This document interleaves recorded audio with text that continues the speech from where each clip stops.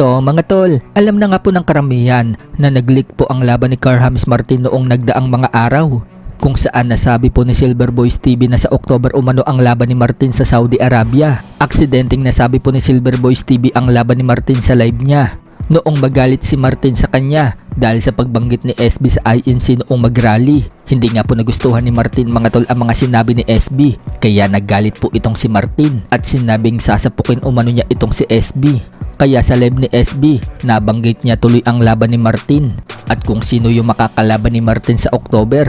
At yan nga daw ay si David Picasso. So mukhang nagkatotoo po ang sinabi ni SB na may laban itong si Martin sa October at si David Picasso ang makakalaban. Napag-alaman po kasi natin mga tol mula kay Kinito Henson. Ayon daw sa panayam kay Martin ng TV talk show last Sunday, may laban daw si Martin sa October 23 sa Saudi Arabia.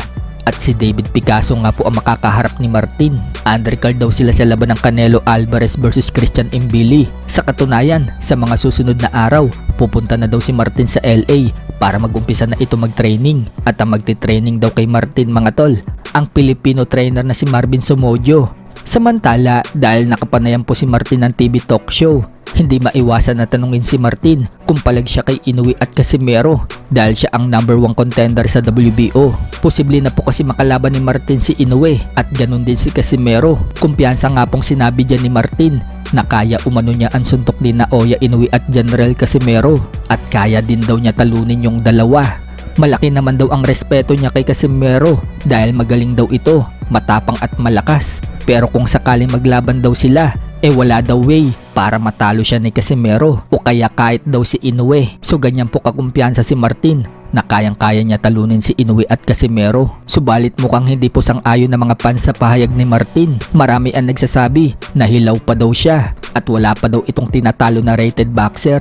Tumalo muna daw siya ng mga top rated bago daw siya magbuhat ng sariling bangko. So sa mga hindi po nakakaalam, ang makakalaban ni Martin na si David Picasso sa October 23, top rated po yan sa Super Bantam. Kung tatalunin niya ni Martin mga tol, yan siguro yung magpapataas ng kumpiyansa niya na kaya niya talagang talunin si Inoue at Casimero. Bagamat tinalo po ni Inoue si Picasso, hindi po napatumba ni Inoue itong si Picasso. Kaya kung mapapabagsak ni Martin si Picasso, baka yun yung pagbabasihan niya na kaya niya na talaga talunin si Casimero at Inoue. Yun nga lang, kung matalo siya ni Picasso, baka mas lalong sabihin ng mga Pinoy fans na hindi talaga niya kayang talunin si Casimero at Inoue. So tingnan na lang po natin mga tol sa laban ni Martin kay Picasso sa October 23 kung ano yung ipapakita ni Martin.